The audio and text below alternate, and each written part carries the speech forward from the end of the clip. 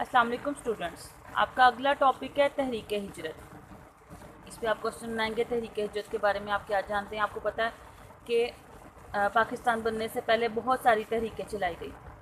तहरीक खिलाफत लास्ट अभी हमने पढ़ी थी, तहरीक अदम तावन पढ़ी थी, अब ये है तहरीक हिजरत 1920।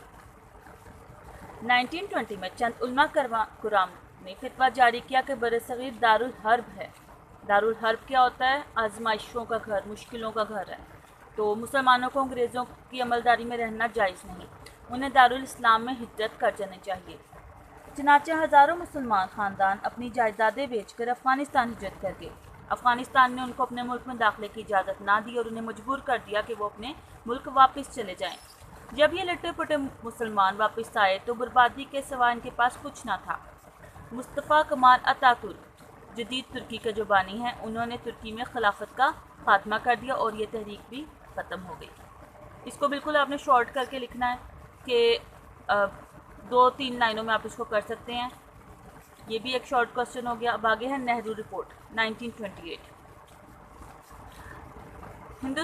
हिंदुओं के पंडित जवाहिरलाल नेहरू, इसका पूरा नाम है जवाहिरलाल नेहरू, इसने एक रिपोर्ट पेश की और मुसलमानों के साथ माजी में किए गए माहिदा लखनऊ, ये जो आपने मिसाखे लखनऊ पढ़ा था,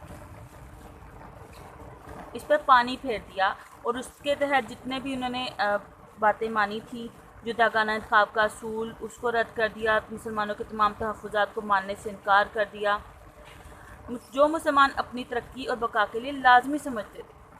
नेहरू रिपोर्ट की वजह से दोनों कौमों के माबैन ताल्लुकात ख़राब हो गए। अब इस नेहरू रिपोर्ट को कायद-ए-आज़म ने रिजेक्ट कर दिया, मानने से इनकार कर दिया और अपने 14 नुकात पेश किए 1920 ने। ये बहुत इम्पोर्टेंट क्वेश्चन है। जो इंग्लिश वाले स्टूडेंट हैं उनके लिए भी मैं इसके नोट्स सेंड कर दूँगी जो इंग्लिश में होंगे। 14 पॉइंट्स ऑफ कायद-ए-आज़म 1929, ये लॉन्ग क्वेश्चन नंबर 2 है बुक का आपकी। ये बहुत इम्पोर्टेंट है। अब हम इसकी तरफ आते हैं। कायद-ए-आज़म मोहम्मद अली जिन्ना ने नेहरू रिपोर्ट को मानने से इनकार कर दिया और अपने 1929 में 14 नुकात पेश किए। पहला पॉइंट, आइंदा आइन वफाकी तर्ज का होगा। वफाक क्या होता है? यानी फेडरल गवर्नमेंट। जैसे हमारी वफाकी हुकूमत इस टाइम इस्लामाबाद है, इसी तरह जो आइन या आइन क्या होता है? कानून। जो कानून वफाक पे होगा वैसा ही सूबों में होगा, जिसमें सूबों को ज़्यादा खुद मुख्तारी दी जाएगी, यानी सूबे अपने काम करने में इंडिपेंडेंट होंगे। तमाम सूबों को एक ही असूल पर दाखिली खुद मुख्तारी दी जाए। सूबों में अक़लियतों को मुनासिब नुमाइंदगी दी जाए। अब अक़लियतें क्या होती हैं? माइनॉरिटीज़, ठीक है, अक्सरियत और अक़लियत। अब माइनॉरिटीज़ क्या हैं? जो तादाद में कम होते हैं, उनको मुनासिब नुमाइंदगी दी जाए। 4th पॉइंट है, मरकज़ी असम्बली में मुसलमान मेंबरान की तादाद 1/3 1/3 से कम ना हो।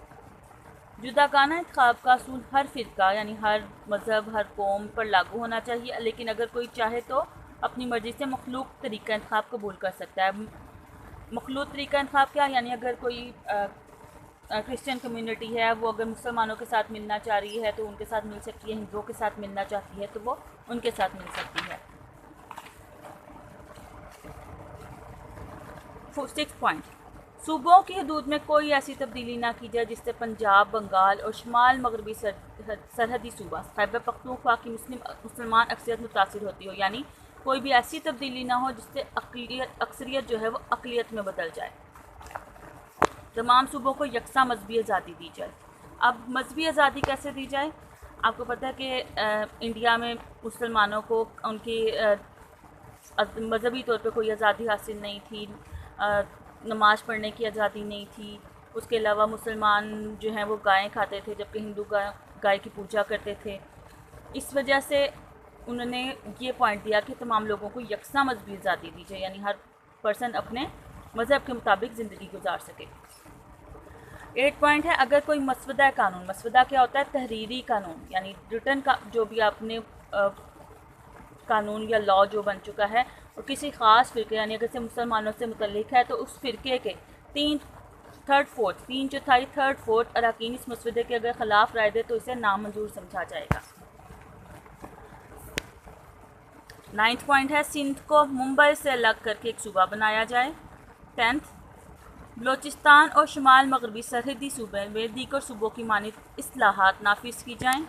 नंबर 11 सरकारी मुलाजमतों में मुसलमानों को उनकी अहलियत और तनासब के लिहाज से हिस्सा दिया जाए। जैसा कि आपको पता है कि मुसलमानों को सरकारी मुलाजमतों में हिस्सा नहीं दिया जा रहा था, उन्हें सरकारी मुलाजमतों में नहीं रखा जा रहा था, वो बहुत पीछे थे। 12 पॉइंट मुसलमानों को मजहबी और सकाफती तहफ़्फ़ुज़ दिया जाए। 13 सूबाई और मरकज़ी वज़ारतों में मुसलमानों को कम अज़ कम 1/3 एक तिहाई नुमाइंदगी दी जाए। 14 आइन यानी कानून में सूबों की मर्ज़ी के बगैर कोई तब्दीली ना की जाए। अब अगर हम इसका तज्ज़िया करते हैं, ठीक है, कायद-ए-आज़म के 14 नुकात का तज्ज़िया या एनालाइज़ किया जाए तो ये कहना बेजाना होगा कि कायद-ए-आज़म मोहम्मद अली जिन्ना ने ना सिर्फ मुसलमानों के सियासी हकूक़ की तर्जमानी की बल्कि हिंदुस्तान में दस्तूरी इस्लाहात का बुनियादी ढांचा भी मुहैया कर दिया। ठीक है, ये आपका लॉन्ग क्वेश्चन 2 यहाँ पे एंड होता है। इसके बाद नेक्स्ट आपका जो टॉपिक है वो हम कल पढ़ेंगे।